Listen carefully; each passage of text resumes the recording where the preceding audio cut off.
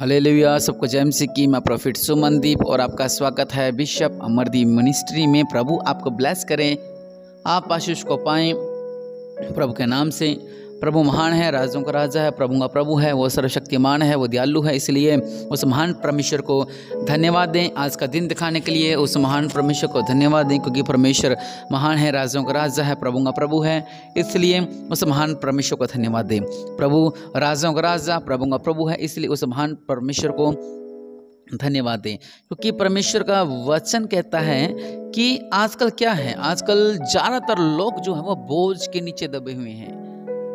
आप देखोगे, आप किसी के पास बैठो, आपको अपना दुख बताने लग जाएगा, अपनी समस्या बताने लग जाएगा। मेरे साथ ऐसा हो रहा है, मेरे साथ ऐसा हुआ था। वो अपना दुख आपके साथ शेयर करना चाहता है, अपनी बातें आपके साथ शेयर करना चाहता है। क्योंकि आजकल हर एक घर में कोई ना कोई विवाद, कुछ ना कुछ होता रहता है। बहुत ही कम घर ऐसे इनके घर में खुशियाँ हो, जो कभी घर में कभी कोई प्रॉब्लम ना हुई हो। मतलब कि हर किसी घर में आजकल रहता ही है। क्योंकि आजकल जो चल रहा है, जो माहौल शैतान ने तय कर दिया है, मान लो किसी टीवी को लेकर घर में झगड़ा हो गया, और पंखे चलाने को लेकर झगड़ा हो गया, झाड़ू लगाने को लेकर, छोटी छोटी बातों पर शैतान कामयाब हो रहा है। हालेलुया। शैतान जो है वो कामयाब हो रहा है। शैतान चाहता था कि सब लोग नाश हो जाएं, सब लोग नरक में जाएं, सब लोग ऐसा करें। क्योंकि शैतान ने भी अपने डिपार्टमेंट बांट रखे हैं कि तूने घर में झगड़ा कराना है, तूने नशा डालना है, तूने इनका विश्वास कमज़ोर करना है, तूने इनको ऐसा करना है, तूने इनको, मतलब उसने भी ऐसी बातें उनके जीवन में कर रखी है कि वो नाश की ओर जाएं, वो परेशानी की ओर जाएं, वो संकटों की ओर जाएं, वो प्रॉब्लम की ओर जाएं। हालेलुया। लेकिन वचन कहता है, मत्ती में लिखा हुआ है 11:28 में कि हे सर्व परिश्रम करने वालों और बोझ से दबे हुए लोगों, मेरे पास आओ, मैं तुम्हें विश्राम दूंगा। हालेलुया। मेरा जुआ अपने ऊपर उठा लो और मुझ से सीखो, क्योंकि मैं नम्र और मन में दीन हूँ, और तुम अपने मन में विश्राम पाओगे। हालेलुया। बहुत सी ऐसी बातें जो हमारे जीवन में होती है, हम बोझ के नीचे दबे रहते हैं। हाय संकट, हाय मुसीबत, बोझ बोझ बोझ बोझ, किसको कर्जे का बोझ है, किसको किसी का बात का बोझ है, किसको किस बात का बोझ है। हर किसी को किसी न किसी बात का उसके ऊपर बोझ है। लेकिन परमेश्वर का वचन क्या कहता है कि परमेश्वर का वचन कहता है कि बोझ से दबे हुए लोगों, परमेश्वर के पास। हम किसके पास जाएं? हमने उसके पास जाने हैं जिसने सब कुछ बनाया। परमेश्वर ने कहा उजाला हो, उजाला हो गया। परमेश्वर ने कहा रात हो, रात होगी। सब कुछ बनाने वाला महान परमेश्वर है। हमने उस परमेश्वर की प्रार्थना को सुनना है, उस परमेश्वर की आज्ञाओं पर चलना है, उस परमेश्वर की बात पर चलना है, क्योंकि परमेश्वर महान है। हालेलुया। वचन कहता है कि बोझ से दबे हुए लोगों, आज मैं उनके लिए प्रार्थना करने वाला हूं जो कि बोझ से दबे हुए लोग हैं, जो कह रहे हैं कि अब हमारा साथ ऐसा नहीं हो सकता, अब ऐसा नहीं हो सकता, अब ऐसा नहीं हो सकता। जो बोझ से दबे हुए लोग हैं, परमेश्वर आपके जीवन में अद्भुत कार्य कर रहे हैं। आप हर एक बोझ से आप आज़ाद हो रहे हैं, आप हर एक बंधनों से आज़ाद हो रहे हैं, आपका बोझ हटाया जा रहा है। परमेश्वर कह रहे हैं कि मेरा जुआ अपने ऊपर ले लो, वो हल्का है। आपका जुआ भारी है, बहुत ज़्यादा भारी है। आपको उसके ऊपर बहुत सी बातें, मान लो किसी का रिश्ता नहीं हो रहा है, रिश्ते के साथ साथ उसको ये टेंशन है मेरी उम्र बढ़ रही है, उम्र के साथ साथ ये टेंशन उसको कि बीमारी है, बीमारी के साथ ये टेंशन है कि शादी के लिए पैसा नहीं है, उसके साथ ये टेंशन है कि घर कैसा मिलेगा, उसका ये टेंशन है कि घर मिलेगा, उसके परिवार में कैसा है, कैसा मेरा पति कैसा होगा, कैसा नहीं होगा। मतलब ऐसी बातें, बोझ बोझ बोझ बोझ बोझ। मैंने एक आपको उदाहरण दिया है। ऐसे कोई बिजनेस में लेकर है, ऐसे को अपने परिवार को लेकर व्यस्त है कि मेरा परिवार का क्या बनेगा, अब मेरा परिवार का क्या बनेगा, अभी मेरे घर में इतना क्लेश होता है, आने वाले समय में मेरे परिवार का क्या होगा।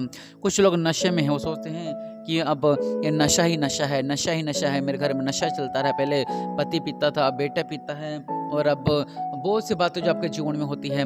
लेकिन बोझ के नीचे दबे हुए, कोई बीमारी को नीचे दबे हुए, कोई संकटों को नीचे दबे हुए हैं, हर तरह के बोझ के नीचे दबे हुए लोग हैं। परमेश्वर का वचन कह रहा है कि बोझ से दबे हुए लोगों, मेरे पास आओ, मैं तुम्हें विश्राम दूंगा। हालेलुया। इसलिए जितने भी बोझ से दबे हुए लोग हैं, इस प्रार्थना को सुने। परमेश्वर आपको हल्का कर रहे हैं, आपका बोझ उतर रहा है, आपके ऊपर जो भी बोझ है, आपका बोझ उतर रहा है प्रभु यीशु मसीह के नाम से। और राजाओं का राजा, प्रभु का प्रभु, मेरे पिता परमेश्वर प्रभु, आप महान है मेरे पिता परमेश्वर प्रभु। मैं आपको धन्यवाद देता हूँ मेरे पिता परमेश्वर प्रभु। ये बोझ से दबे हुए लोगों, प्रभु यीशु मसीह के नाम से, प्रभु यीशु मसीह के नाम से आपका बोझ निकाला जा रहा है। प्रभु यीशु मसीह के नाम से आपका बोझ निकाला जा रहा है। आपके ऊपर जो भी बोझ है, ये सब दूर किया जा रहा है। प्रभु यीशु मसीह के नाम से आपके ऊपर जो जो भी बोझ है सब दूर किया जा रहा है। और राजाओं का राजा, प्रभु का प्रभु मेरे पिता, आपके ऊपर जो भी बोझ है मेरे पिता परमेश्वर प्रभु, ये हल्का किया जा रहा है मेरे पिता परमेश्वर प्रभु जी। इनका बोझ हटाया जाए प्रभु यीशु मसीह के नाम से। चिंताओं का बोझ हटने पाए मेरे पिता परमेश्वर प्रभु जी। चिंताओं का बोझ हटने पाए मेरे पिता परमेश्वर। ये जो सोचते हैं कैसे होगा, कब होगा, कैसे होगा, कब होगा, कैसे कब होगा, प्रभु यीशु मसीह के नाम से हर तरह का बंधन टूटने पाए। दया करने वाले परमेश्वर प्रभु, आप महान हैं मेरे पिता। इनका बोझ निकलने पाए मेरे पिता।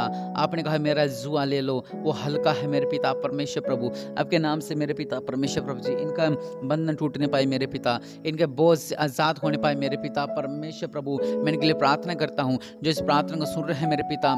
जो भी इनको ऊपर बोझ है मेरे पिता, ये हल्का किया जाए मेरे पिता। इनके बोझ है मेरे पिता, अगर कर्जे में है मेरे पिता, इनका कर्जा निकल जाए मेरे पिता। अगर इनके ऊपर बोझ है हमारा रिश्ता कैसे होगा, इनके रिश्ते हो जाए मेरे पिता।